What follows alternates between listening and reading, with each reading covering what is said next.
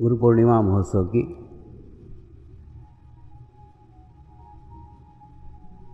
इस पूर्व संध्या पर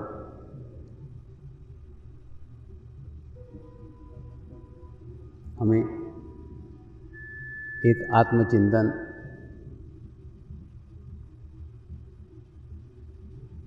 एक आत्म परीक्षण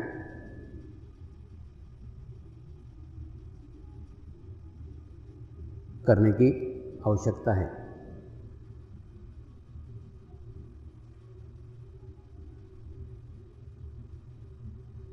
वही आज हम आज के कार्यक्रम में करेंगे।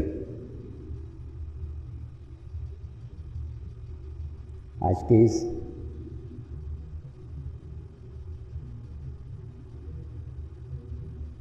पूर्व संध्या पर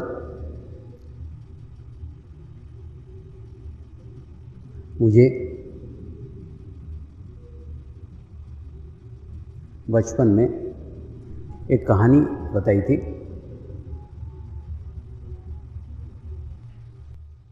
एक जंगल में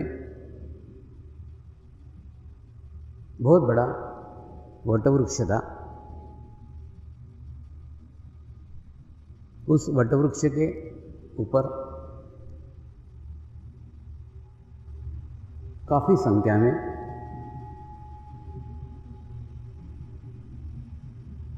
तोते निवास करते थे। इतने अधिक तोते थे मानो उस झाड़ के ऊपर तोतों का ही राज्य था।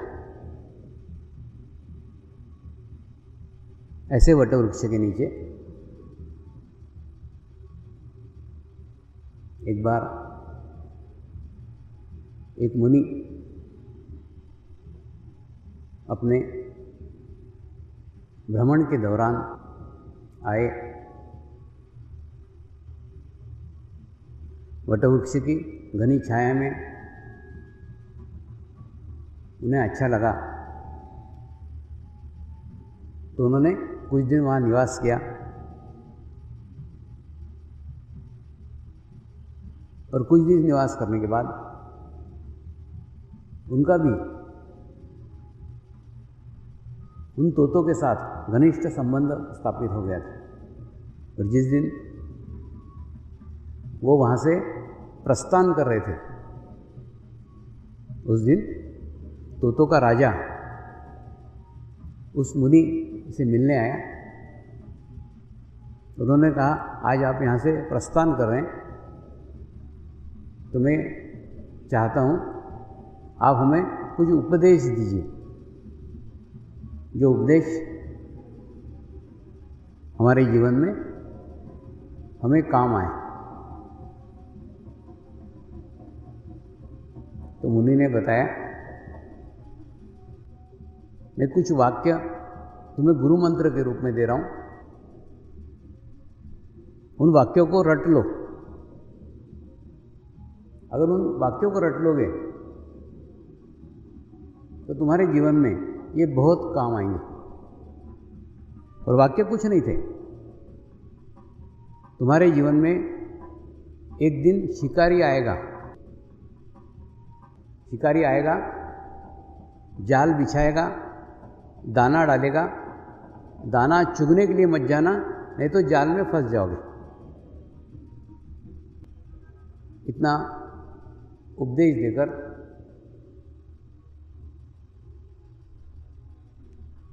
मुनि वहाँ से चल दिए। तोतों ने उस उपदेश को रटना शुरू किया, आत्मसात नहीं किया, रटना शुरू किया। शिकारी आएगा, जाल बिछाएगा, दाने डालेगा, दाना खाने मत जाना, नहीं तो जाल में फंस जाओगे। रटना शरीर से होता है, आत्मसात करना आत्मा से होता है। उन्होंने आत्मसात नहीं किया, उन्होंने रट लिया। और वो रोज प्रतिदिन वो मुनि महाराज का उपदेश रोज बोलते थे। एक दिन वास्तव में एक शिकारी आया। वो शिकारी ने जाल बिछाया और उसने उसके अंदर दाने डाले और वो दाने खाने के लिए तोते आए और उस जाल में सब के सब तोते फंस गए। और फंस कर के भी वही वाक्य दोहरा रहे थे, शिकारी आएगा, जाल बिछाएगा, दाने डालेगा, दाना खाने मत जाना नहीं तो जाल में फंस जाओगे। वाक्य दोहरा रहे थे, लेकिन हम खुद उस जाल में फंस गए इसका एहसास नहीं था, क्योंकि उन वाक्यों के ऊपर कभी गंभीरता से ध्यान ही नहीं दिया,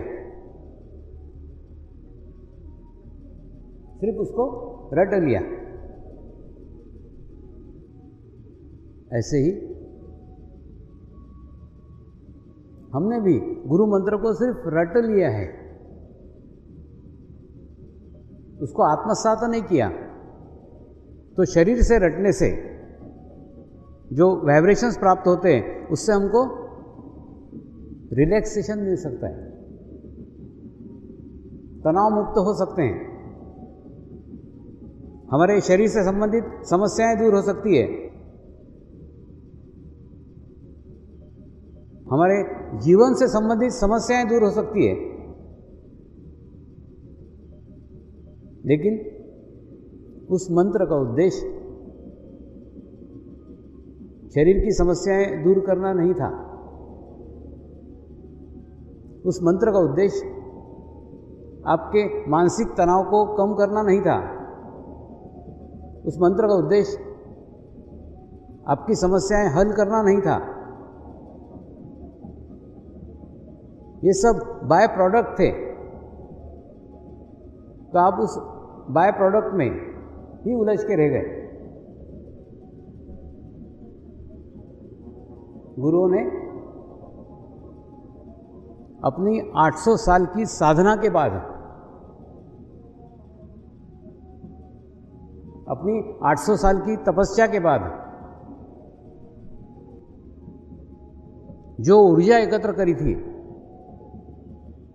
उस ऊर्जा को मंत्र का स्वरूप दिया गया है।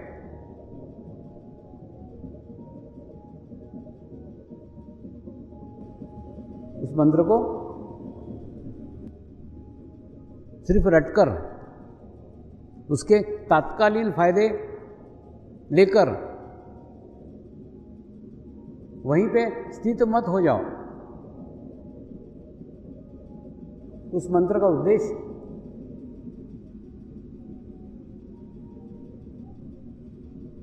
उस मंत्र का अंतिम लक्ष्य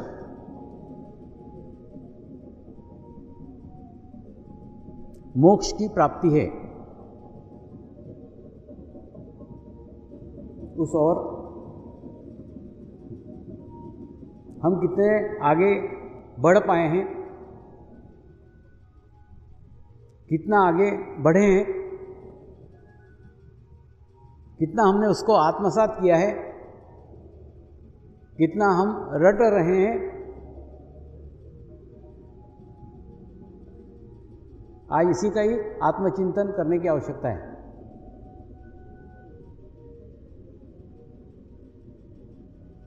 अगर उस मंत्र को सिर्फ रटने मात्र से,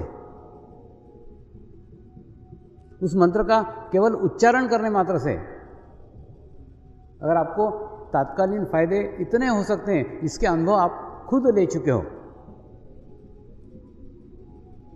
तो आप सोचो उस मंत्र को अगर आत्मसात कर लिया,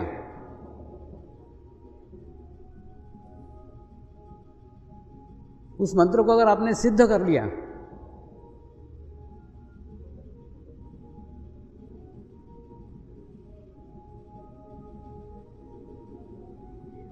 तो क्या हो सकता है। इसलिए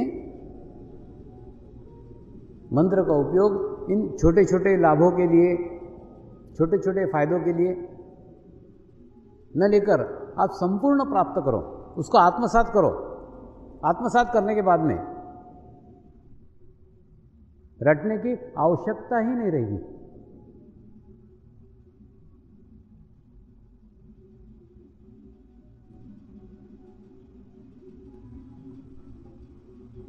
पुराने साधकों को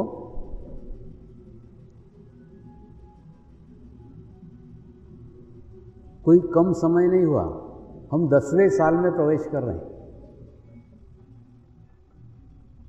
एक इतना बड़ा अंतराल,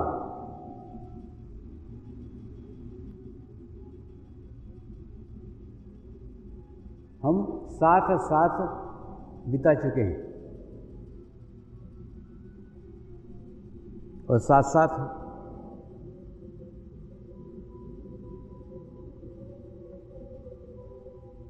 बिताते हुए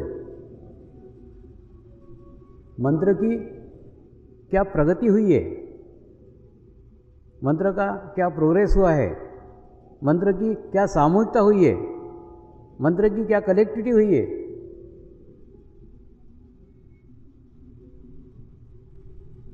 इससे आप भली भांति परिचित हैं। सब मालूम है आपको, सब पता है। कई बार ये मेरे ही प्रवचन के कैसेट्स सुनते रहता हूँ,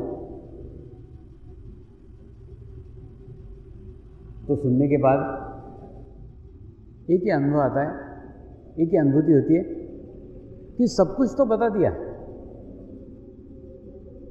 स्पष्ट स्पष्ट सब बता दिया है। अब और अलग से बताने के लिए मेरे पास कुछ है ही नहीं, सब बता दिया। और अगर ये इतना सब कुछ बताने के बाद भी नहीं आत्मसात कर रहे हैं तो फिर कभी कर ही नहीं पाएंगे। एक निराशा का भाव जागृत हो जाता है।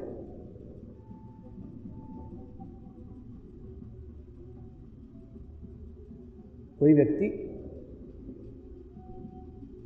सोया हुआ है तो उस व्यक्ति को जगाया जा सकता है, लेकिन कोई व्यक्ति जग करके सो रहा है तो उसे उठाया नहीं जा सकता। तो पुराने साधकों की स्थिति ऐसी है, जग करके सो रहे हैं। आज से 10 साल पहले जग गए थे लेकिन अभी तक सो रहे हैं।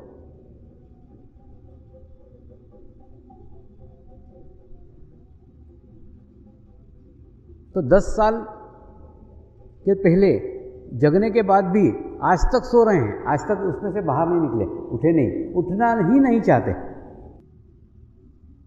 तो भला उन्हें कैसे जगाया जाए?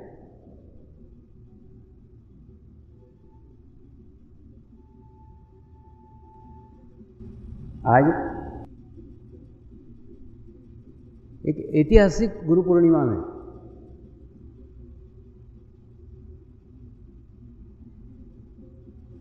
हम लोग सभी एकत्र हुए हैं।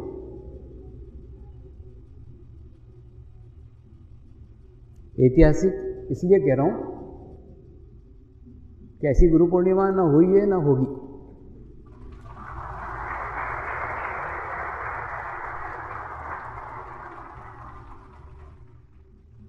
इसमें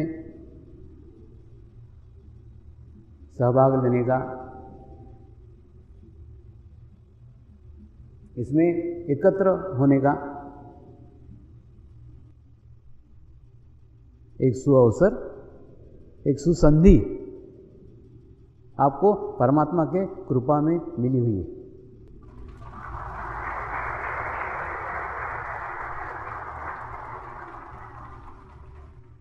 उस संधि का सदुपयोग अपने आप को जगाने के लिए कीजिए, क्योंकि जो सोए हुए उन्हें जगाया जा सकता है। जो 10 साल पहले जग चुके थे फिर भी सो रहे हैं, सोना चाहते हैं, उनको जगाया नहीं जा सकता, उनको स्वयं जगना पड़ेगा। तो मैं चाहता हूं कल की गुरु पूर्णिमा में वो पुराने सब साधक जग जाएं जो सोए हुए हैं।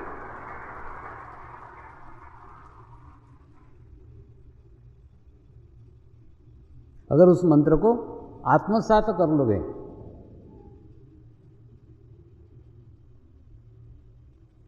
तो बाकी जो कुछ बताने जा रहा हूं वो बताने की आवश्यकता ही नहीं रही।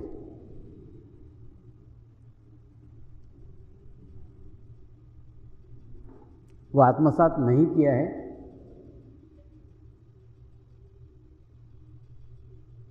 इसीलिए सारी समस्याएं, सारे प्रॉब्लम्स हैं। इसलिए उसको आत्मसात करो।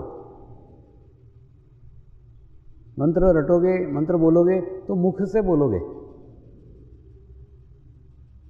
और आत्मसात करोगे तो मंत्र बोलोगे नहीं, मंत्र निकलेगा, ऊर्जा के साथ निकलेगा, और आपको नहीं, आपके आसपास के सारे वातावरण को पुलकित कर देगा, प्रसन्न कर देगा।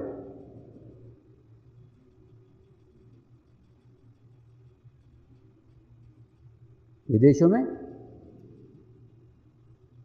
उस मंत्र के ऊर्जा के परीक्षण हो चुके हैं। मंत्र बोलने के पहले की स्थिति, मंत्र बोलने के बाद का प्रभाव, केवल रटने से, मुख से बोलने से क्या चेंज आता है, क्या शरीर पर बदलाव आता है, वो बदलाव नापा गया है। तो आप सोचो, केवल बोलने मात्र से इतना बदलाव आ सकता है, तो आत्मसात करने से कितना बदलाव आएगा।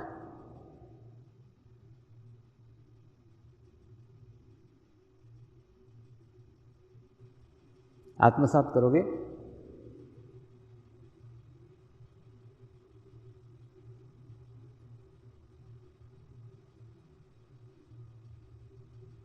तो एक बदलाव और भी आएगा, एक चेंज और भी आएगा।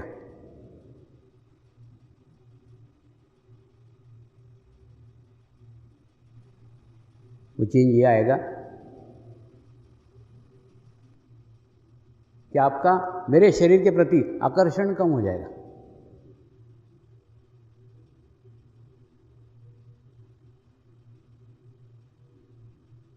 क्योंकि आकर्षण दिन प्रतिदिन बढ़ने वाला है। इसलिए बढ़ने वाला है क्योंकि साधकों की संख्या दिन प्रतिदिन बढ़ रही है, सामूहिकता दिन प्रतिदिन बढ़ रही है। ये शरीर हजारों लाखों लोगों से दिन प्रतिदिन जुड़ रहा है। रोज, प्रतिदिन, प्रतिक्षण नई नई आत्मा आकर के उस माध्यम के साथ जुड़ रही है।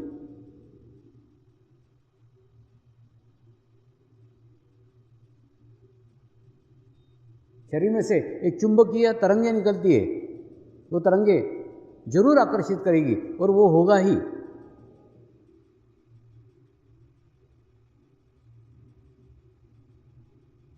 उसी आकर्षण से हमको बचने का है।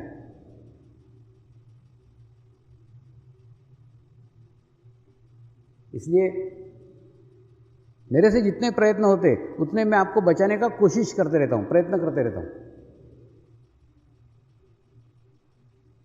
और इन्हीं प्रयत्नों के तहत महाशिविर बंद कर दी कि शरीर का आकर्षण ही नहीं होगा, क्योंकि शरीर का आकर्षण दिन प्रतिदिन बढ़ता बढ़ता बढ़ता बढ़ता जा रहा है। और हर महाशिविर के बाद एक बहुत बड़ी संख्या उसमें ऐड हो जाती है, जुड़ जाती है। फिर व्यवस्था का प्रश्न आ जाता है।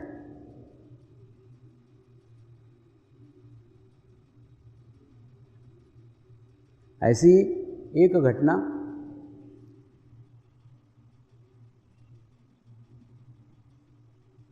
कल ही घटित हुई।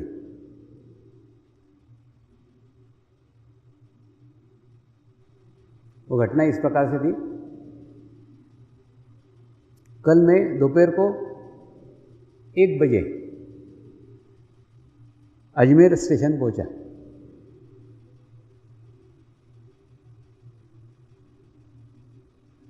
और ये गाड़ी मुंबई से दोपहर को निकली थी। इसमें 2 प्रकार के साधक शामिल थे।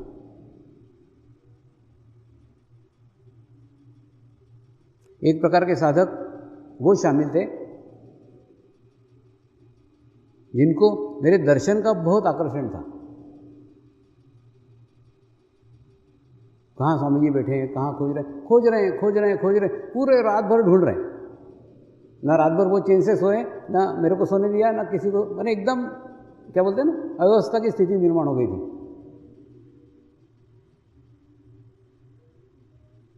और एसएमएस पे एसएमएस, फोन पे फोन, एक दूसरे को बता रहे थे, वो स्वामी जी वो ट्रेन से जा रहे हैं, वो डब्बे में वो।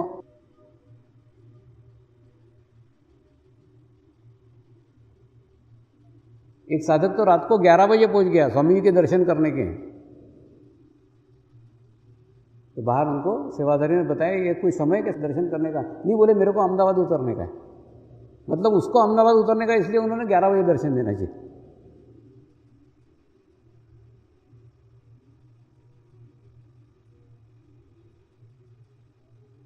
और अजमेर स्टेशन पे उतरे तो मेरे आंख में आंसू आ गए। मेरे को मेरे साधकों से बचाने के लिए पुलिस की मदद लेनी पड़ी।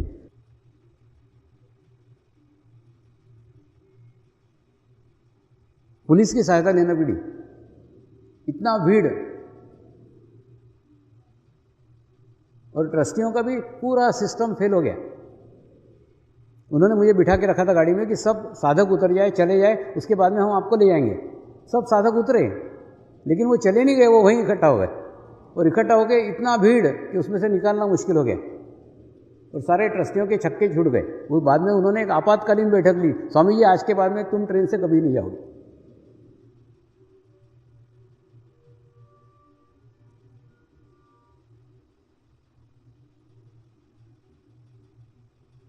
तो इस शारीरिक आकर्षण से बचो।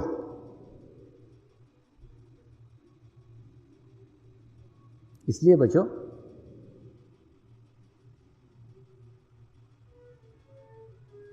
क्योंकि इससे एक अव्यवस्था की स्थिति निर्माण हो जाती है। तो एक साधक एक प्रकार के थे, उसी गाड़ी में दूसरे साधक दूसरे प्रकार के थे। उनको एक प्रकार के दिखे, दूसरे प्रकार के नहीं दिखे। वो छुपे रुस्तम थे। वो क्या धंधे कर रहे थे वो दूसरा पता था। वो कुछ नहीं कर रहे थे, वो ध्यान कर रहे थे। और ध्यान में बोल रहे थे कि गाड़ी जितनी लेट हो उतनी अच्छी है। अब बताओ, तो उन्होंने गाड़ी 5 घंटे लेट करवाई। जितने सानिध्य, जितना सफर स्वामी जी के साथ काटने को मिले उतना अच्छा है। जो 8 बजे आने वाली गाड़ी वो दोपहर को 1 बजे आई। तो ये दोनों आती हो गया ना। दर्शन के लिए दौड़ भाग करना, भीड़ भड़का करना, वो आती। दूसरा, अधिक सानिध्य मिले इसलिए गाड़ी लेट करना, अपने कारण वो स्वामी जी को तकलीफ देना और सबको तकलीफ देना, ये भी आती हो गया ना। इन दोनों के अलावा बीच की स्थिति होना चाहिए, मध्य की स्थिति होना चाहिए। मध्य की स्थिति ये, अगर आपको पता चलता है कि आपकी ट्रेन में स्वामी जी है, आपकी ट्रेन में आपको आपके गुरु का सानिध्य मिल रहा है, तो उसको अनुभव करो ना, उसकी अनुभूति करो ना, उस सानिध्य को अनुभव करो ना। कुछ भी इच्छा मत करो, गाड़ी लेट हो ये भी मत बोलो, दर्शन करने के लिए दौड़ो वो भी मत करो, कुछ भी मत करो, स्थित हो जाओ। क्योंकि इतने घंटों का सानिध्य आज मुझे मिला है, ये खुशी से आप प्रसन्न हो जाना चाहिए, आप तृप्त हो जाना चाहिए।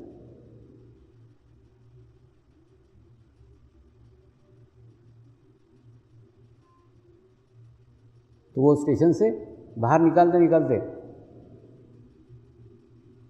सारे सेवाधारियों की, सारे ट्रस्टियों की हालत एकदम पतली हो गई।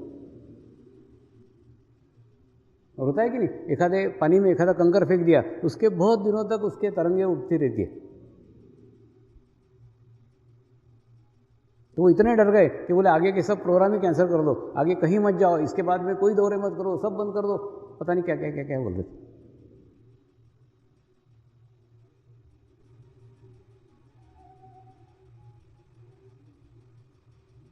तो मैं कितना भी आपके पास आना चाहूं,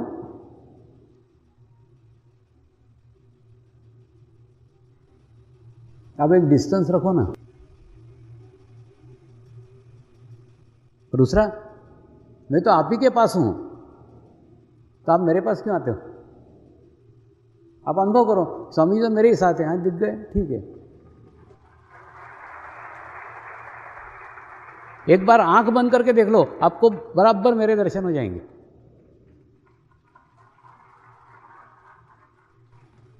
अरे ये बाहर की आंखों से क्या देखते हो, भीतर की आंखों से देखो ना।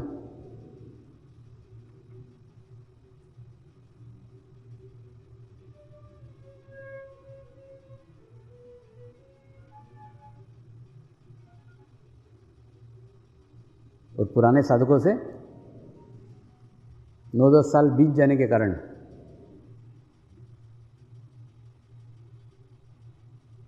मैं अपेक्षा कर रहा हूं कि उनके अंदर कुछ बदलाव आए, उनके अंदर कुछ चेंज आए, वो एक आदर्श साधक बने,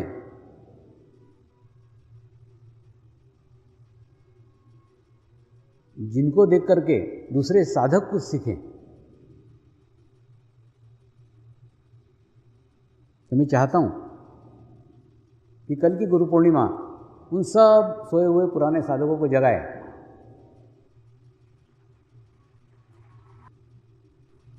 ठीक इसी प्रकार से गत वर्ष हमने युवा वर्ष के रूप में मनाया।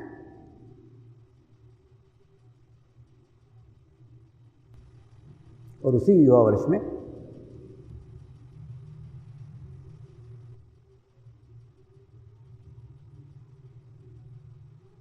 युवकों के लिए विभिन्न कार्यक्रम आयोजित किए गए।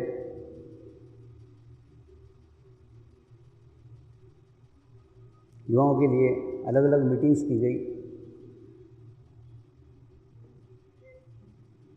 और अपने जीवन को संपूर्ण समर्पित करने के उद्देश्य से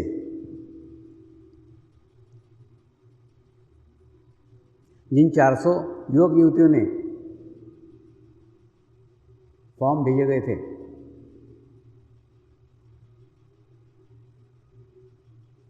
उनमें से 3 युवकों को और 3 युवतियों को चुना गया।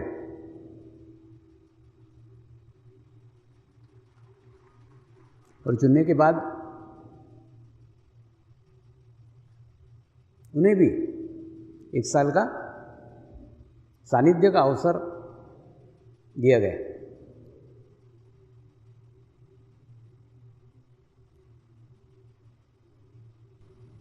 उनको भी मैंने बताया, तुम्हारा चुनाव तुम्हारे को देखकर नहीं, तुम्हारे पूर्व कर्मों को देखकर किया गया है। इसलिए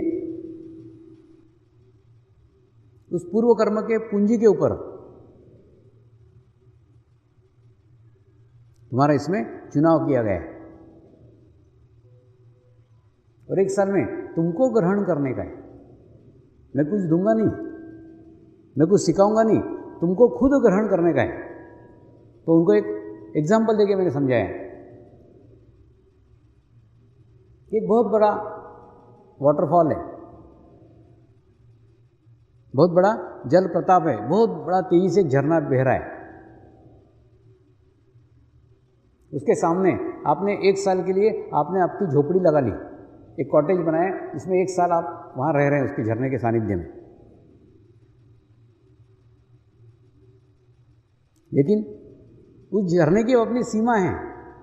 वो झरना अपना स्थान छोड़ करके तुम्हारी झोपड़ी में आके तुमको नहला नहीं सकता। तुमको अगर नहाने का है तो तुमको तुम्हारे झोपड़ी में से बाहर निकल करके उस झरने के अंदर अपने आप को समर्पित करना होगा, तभी नहाना हो सकता है। ठीक इसी प्रकार से मैं भी तुमको कुछ नहीं दे सकता, मैं देना चाहूं तो भी नहीं दे सकता, क्योंकि आध्यात्मिक क्षेत्र में कुछ दिया नहीं जाता, कुछ लिया नहीं जाता। जो कुछ क्रियाएं हैं वो खुद ब खुद हो जाती है। जैसे आप झरने के नीचे चले जाओ, तुम्हारा नहाना हो जाएगा, फिर तुमको रिक्वेस्ट करने की भी जरूरत नहीं झरने को कि मेरे को नहला दे।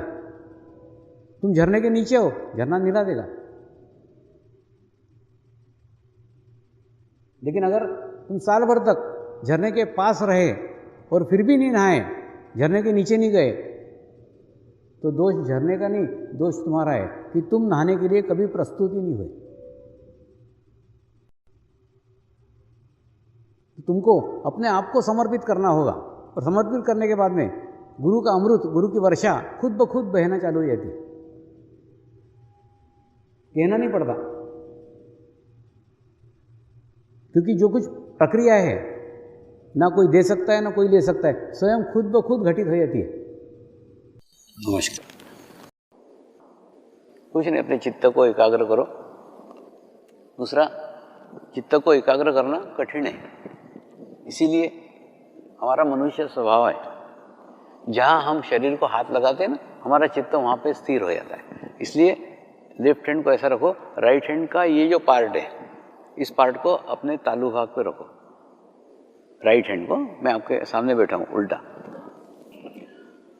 राइट हैंड को तालू भाग पे रखो, थोड़ा सा हल्का सा दबाव दो, उंगलियां ऊपर की ओर होनी चाहिए, हल्का सा दबाव दो, दबाव देके 3 बार क्लॉकवाइज वहां घुमाओ।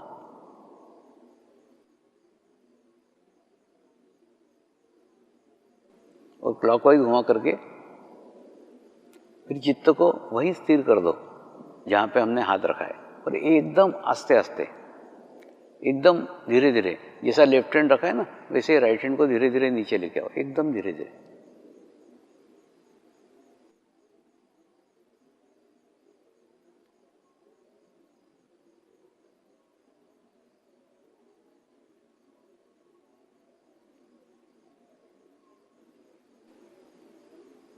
अब जो हम बोलेंगे उसको अनुभव भी करना। मैं एक पवित्र आत्मा हूँ, मैं एक शुद्ध आत्मा हूँ, मैं एक पवित्र आत्मा हूँ, मैं एक शुद्ध आत्मा हूँ,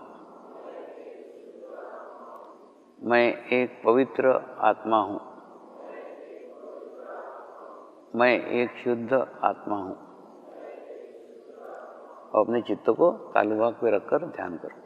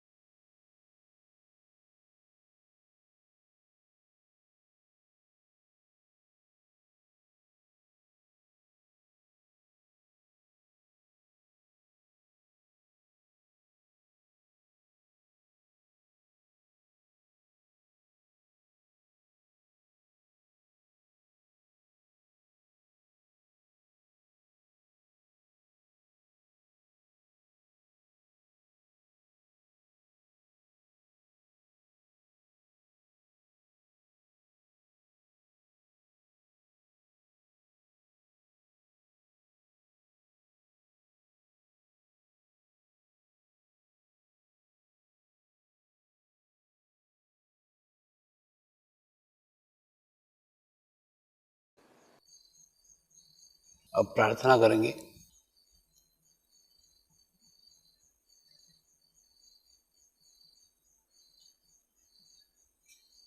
हम सभी पवित्र आत्माएं अपने आप को जान लें, यही हमारी सबकी शुद्ध इच्छा है। यही हमारी सबकी शुद्ध इच्छा है। यही हमारी सबकी शुद्ध इच्छा है।